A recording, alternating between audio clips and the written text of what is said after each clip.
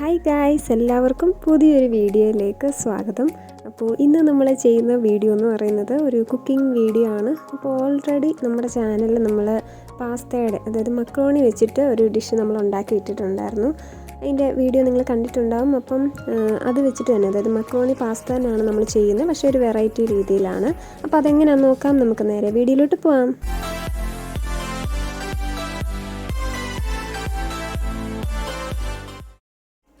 അപ്പോൾ ഗൈസ്, അതിനുവേണ്ടി നമ്മൾ ആദ്യം തന്നെ ഒരു സവാള എടുത്തിട്ടുണ്ട്. അപ്പോൾ നമ്മൾ എത്രയും പാസ്ത നമ്മൾ എടുക്കുന്നു അതിനനുസരിച്ചുള്ള സവാള നമുക്ക് എടുക്കാം. അപ്പോൾ ഞാനിവിടെ ഒരെണ്ണമേ എടുക്കുന്നുള്ളൂ. അപ്പോൾ ഇത് നമുക്കിനി നല്ല രീതിയിൽ കട്ട് ചെയ്തെടുക്കണം. തൊലിയൊക്കെ കളഞ്ഞ് അപ്പം നമുക്കിത് കട്ട് ചെയ്തെടുക്കാം.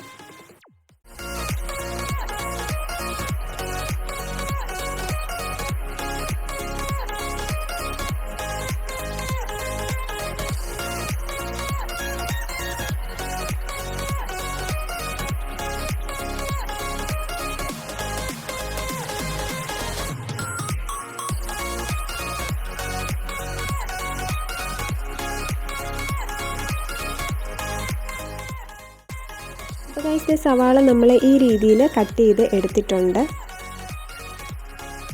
പിന്നെ നമ്മൾ ഇതിലേക്ക് മുട്ട ആഡ് ചെയ്യുന്നുണ്ട്. അപ്പോൾ ഇത് നമ്മൾ എടുത്ത് വെച്ചേക്കുക, എപ്പോഴും ആഡ് ചെയ്യുന്നതെന്നുള്ളതൊക്കെ പറഞ്ഞു തരാം. അപ്പോൾ മുട്ടയും നമുക്ക് ഇഷ്ടത്തിനനുസരിച്ച് 1-2 എടുക്കാം. പിന്നെ നമ്മൾ ചീനച്ചട്ടി എടുത്തിട്ടുണ്ട്. ഇതിലാണ് നമ്മൾ ഇനിയും മക്രോണി പാസ്ത നമ്മൾ വേവിച്ചെടുക്കാനായിട്ട് പോവാണ്. അപ്പോൾ അതിന് വേണ്ടിയിട്ട് ആവശ്യത്തിന് വെള്ളം നമ്മൾ ആദ്യം എടുക്കുന്നു.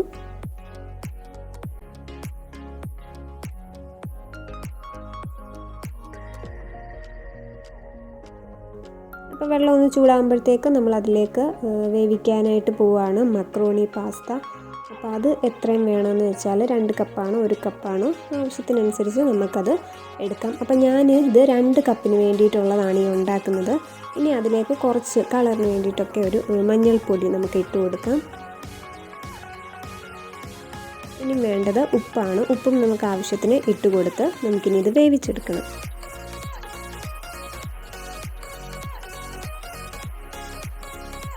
പിന്നെ നമ്മൾ കുറച്ച് എണ്ണ ഒഴിച്ച് കൊടുക്കുന്നുണ്ട്. ഇത് തമ്മിൽ ഒട്ടിപ്പിടിക്കാതിരിക്കാൻ വേണ്ടിയിട്ടാണ്. അപ്പോൾ ഇത്രയും മതി. നമുക്ക് വേവിക്കാനായിട്ടുള്ള സംഗതി ഇത്രേ ഉള്ളൂ.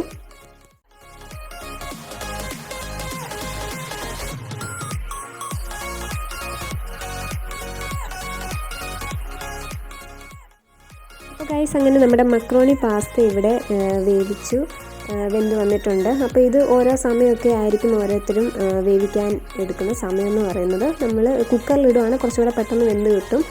അപ്പം ഇതിന് നമ്മൾ ഇതിൻ്റെ വെള്ളമൊക്കെ കളഞ്ഞെടുക്കുവാണ്.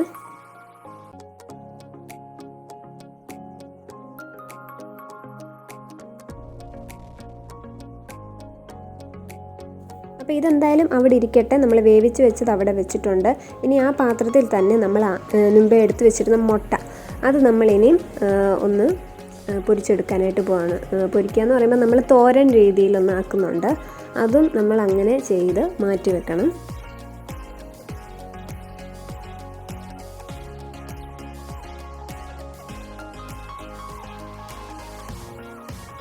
അപ്പോൾ അത് നമ്മൾ മാറ്റി വെച്ചിട്ടുണ്ട്. ഇനി നമ്മൾ വേറൊരു പാൻ എടുക്കുവാണ്. ഇതിലേക്കാണ് നമ്മളിനി നമ്മുടെ അവസാനത്തെ മക്രോണി ഫുള്ളായിട്ട് നമ്മൾ ഉണ്ടാക്കിയെടുക്കാനായിട്ട് പോകുന്നത്. അപ്പോൾ ഇതിലേക്ക് നമ്മൾ ആവശ്യത്തിന് എണ്ണ ഒഴിച്ച് കൊടുക്കണം.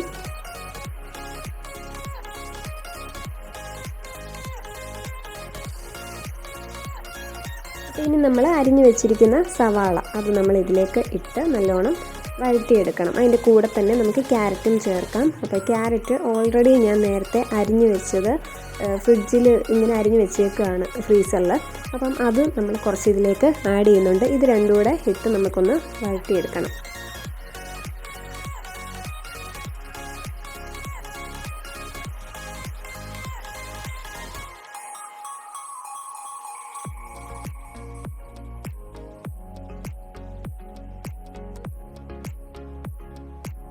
അപ്പോൾ ഈ സമയം നമ്മൾ കുറച്ച് ഉപ്പ് ഇതിലേക്ക് ആഡ് ചെയ്യുന്നുണ്ട്. ഉപ്പ് നീരായിട്ടാണ് ഇടുന്നത്.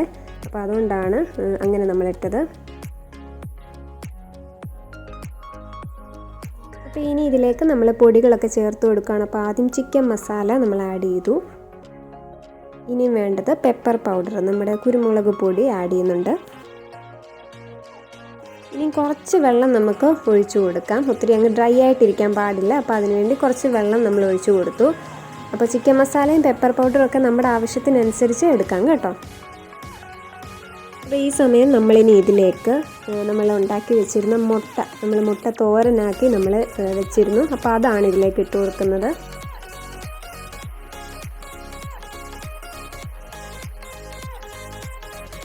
അപ്പോൾ ഇനിയാണ് നമ്മുടെ മെയിൻ മക്രോണി പാസ്ത നമ്മളിതിലേക്ക് ആഡ് ചെയ്യുന്നത്. അപ്പോൾ അതും നമുക്ക് വേവിച്ച് വെച്ചിരുന്നത് ഇതിലേക്ക് ഇട്ട് കൊടുക്കാം.